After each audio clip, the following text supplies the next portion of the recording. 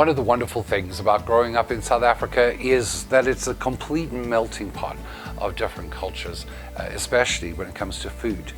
And a lot of the influence that I experienced growing up was British. Today on Jay's Wheel Kitchen, I'm going to show you a typically British steak pie. And this is one of my favorites. I love pies and pasties, and so this recipe is really straightforward.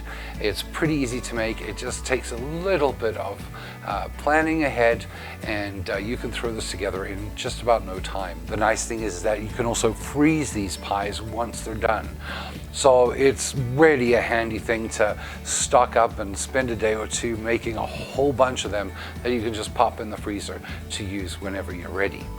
To put this together, you're going to need a tablespoon of olive oil, a large brown or cooking onion, about 500 grams, which is about a pound of stewing beef or chuck, a tablespoon of flour, a half a teaspoon of salt, a half a teaspoon of black pepper, 2.5 cups of beef stock, 2 large potatoes, and 2 teaspoons of Worcester sauce.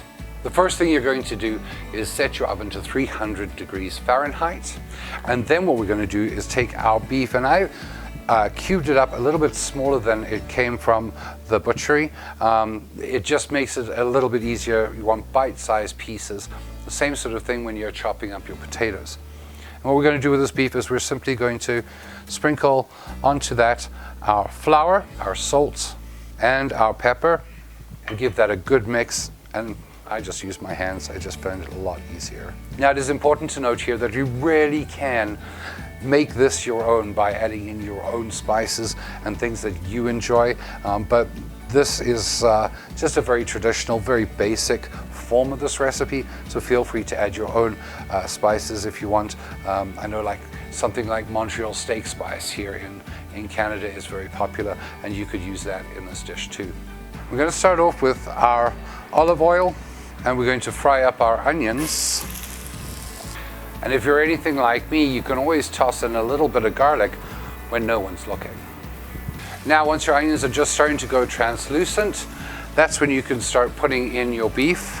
And we're just going to stir that around, because what we want here is we want to sear the outside of all of the beef.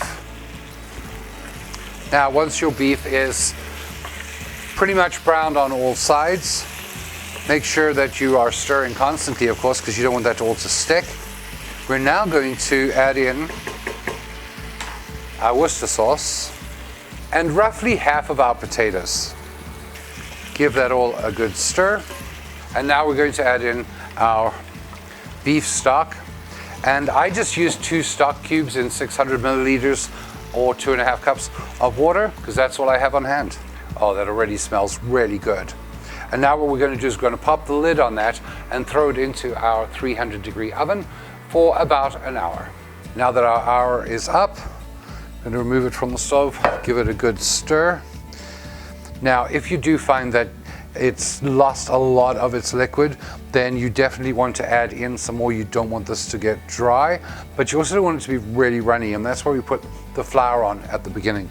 So now that we've had it in the oven for an hour, we're now going to add in the balance of our potato. We're going to put that lid back on, throw it back into the oven for another hour while we start preparing our pies. And I have 3 different sizes of pie dishes. The most common, and if you went to England, for example, this is what would be brought out to the table. It's a 25 centimeter pie dish, and they'd fill the whole pie with that. And in North America, most commonly is what everyone knows as a pot pie dish. I find that these are a little bit too big for me as a single meal, so I don't like to use those. I do on occasion, but I prefer not to. I actually use these ones, which are a way smaller pie dish and way more similar to what I got in South Africa. Today I'm going to be using my short crust recipe that I use for my Cornish pasties, but you can actually use this or puff pastry if you have some of that on hand, but the short crust is nice and quick and easy to do, and you can actually combine the two. You can use a short crust as your base and a puff pastry as the top of these pies, but it really is very simple. We're simply going to flour our surface and just roll out our dough. And once you've rolled it out to about 1/8 of an inch, you can take quite a wide circle around your pie dish for size. Flip that over, and we're simply going to stretch that out a little, press it down into our pie dish. And there's no need to pre-bake these or anything like that. We're simply going to push it down as much as possible, and we're going to do that with all of our pie dishes until our filling is ready from the oven. So now our second hour is up. We've removed this from the oven, and now what you're going to do is you're going to set your temperature on your oven to 400 degrees Fahrenheit while we fill the pies. And what sort of happened here, as you can see, it's thickened up a little bit. Certainly smells really nice and very peppery, and the first sort of batch of potatoes that we put in there have kind of helped to make this a little bit thicker. So what we want to do is we want to just give that a stir. We want to leave this uncovered for about 10 minutes just to cool off slightly, and then we can start filling our pies. And now the last part is really straightforward. You're simply going to go into each of your pie dishes and fill it up with some of that really nice smelling steak and potatoes, and repeat that for all of your pies. We're going to take our egg that we've beaten, and just using a pastry brush, just going to literally brush around the edge here, and we're going to take pieces of pastry and we're simply going to pop them over like that. And now there's a couple of things you can do. You can trim this with a knife if you want, or you can sort of fold the bottom part over like this, all the way around. Make a sort of more rustic looking pie.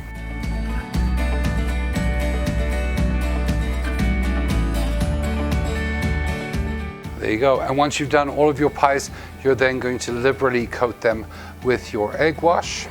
And using a knife, just make a couple of little holes in the top of that pastry so that the steam can escape. I'm putting them all on a baking tray. It's just a lot easier and a lot safer and cleaner in the oven. But you're going to pop that into your 400-degree oven for 25 to 35 minutes until the top is nicely golden brown. And then enjoy.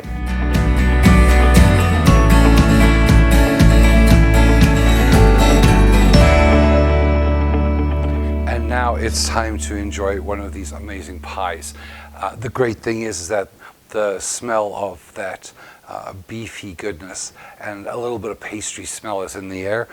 Definitely a favorite thing. Now you can serve this with fries and gravy, or you can serve it with vegetables and mashed potatoes and gravy as well, and whatever it suits you and whatever you enjoy. Me, I'm just going to have some vegetables with mine tonight, but let's get a bit of this pie and give it a taste.